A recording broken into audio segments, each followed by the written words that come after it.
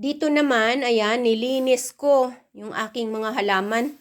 Tinanggal ko sa likuran. Dito yan sila nakalagay dito sa likod. Kaso, may battery yan dyan. Ayan o, grabe ang init ng battery. So, ayan o, may battery yan dyan. O, dyan. Tinanggal ko sila. Nilipat ko. Ito buti nakasurvive. Ito naman ay marami na ring natuyo ito eh. Natutuyo. Yan, tanggalin ko rin siya. Hanapan ko ng place. Ito na lang yung natira dito sa mga halaman ko dito sa loob. Na dry lahat. Itong cactus na to, very healthy yan. Binigay ni Mommy yan eh. Oh, ito may bagong usbong siya. Kaso na dry din.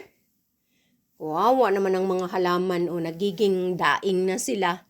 Ayan oh, dry na dry. Pero nilayo ko sa sa battery. Ayan. Ito pinutulan ko na. Ito yung Hyacinth nung Christmas. Pinutulan ko na ng mga daming mga natuyo na mga dahon. Ayan oh. Ganun. So itong smoke na yan, nagpapanatili na magkaroon sila ng ng konting basa-basa. Dalawa yan, ayun yung isa. Ito mas malakas ang nito. Malakas ang usok nito. Ang bilis makaubos ng water. Ayan oh. Ayan. Pampausok sa kanila. Tapos ito yung aking moms. Wala na. Na-dry na rin. Oh, may mga patatas yan dyan sa ilalim. Ayan oh. Tumutubo-tubo na rin. Ayun. Ito yung yung katakataka. Tinanggalan ko na ng mga dry flowers. Christmas plant yan. Tapos yun, tinanggal ko rin doon sa gilid. Yan, ang money tree ko yan eh. Oh, tapos yung kamote ko, dito ko na nilagay. Ayan oh. Oh, nilagay ko na sa lupa. Ayan. Sana mag-successful no kasi madaming mga usbong oh, ayan. Kaso hindi naman nag-o-open yung dahon kasi nga very dry. So nilayo ko sa battery para baka sakaling bumuka yung mga dahon kasi ang ganda rin ng usbong niya sana. Ayan. Oo. Tapos ayun, yung isa na yun napakagandang halaman yun. Yan. Kaso dry na dry din. Tinanggalan ko ng mga dahon at saka ginunting ko yung mga dry. Baka sakaling pa yan. Nilagyan ko ng water baka sakaling tumubo pa. Ang ganda ng bulaklak niyan.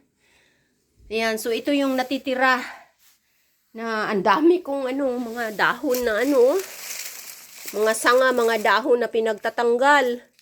Kawawa naman yung mga halaman dito. Ganito pag may 4 season kasi. Oh, ito naman nakakasurvive talaga to. Ito yung aking kasing edad ko na ito ng pagtira dito sa Finland. Oh, ito ang Peikon Lehti kung tawagin dito yan. Nakailang lipat na to. Kumbaga, unang sweldo ko yan. Dito sa Finland binili ko. So, matagal na. 30 years na. Pero, dapat ito ilipat-lipat every year. Marami ng anak yan eh. O, yan. Ito, may malaki siyang, dilaw na dahon na. Yan. Tanggalin ko na yan pag Kanina nagtanggal ako dito. Yan o. Ito o. Ayan. Tinanggal ko kanina kasi putulin ko pa yan.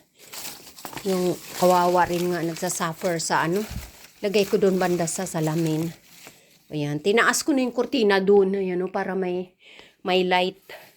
Ito bagong dahon na naman, Bagong anak na dahon, fresh na fresh. Ayan, makintab. Oh, nakakasurvive ito. Very good talaga itong aking Peikon Lehti kung tawagin. Kunti-kunti lang yung pag-water niyan, tapos may sukatan ng tubig yan eh. Dito, pag itataas mo lang yan, wala nang laman eh. Wala nang tubig. Yan. So, lalagyan ko na naman siya ng tubig. Ayan, dyan.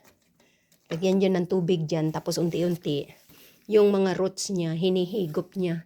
Kaya nakakasurvive ito. O, ito lang yung magandang magandang halaman ko na nakasurvive dito sa loob ng medyo maayos-ayos. Ayan.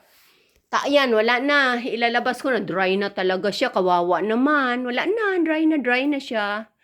O, ilabas ko na lang ito dun sa labas. Wala na yan eh. O, kaluluoy ang mga halaman. Last week, may dahon pa yan eh. Buhay pa.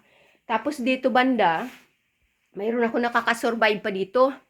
O, binabad ko na naman to kagabi. sa balde para maka-absorb ng maraming tubig. Ayan, saka ko ibinalik dito. Pero tingnan nyo, dry na dry din. Yung mga dulo na lang yung yung may mga dahon. Ayan. Yung ibig sabihin yung roots niya okay pa. Kasi buhay pa yung mga dulo na dahon, you see. Ang daming bulaklak, sana kaluluoy ang aking mga halaman. Dito ko ito biniton sa gilid dito. Yan, may may lead light sa gabi para mabuhay siya.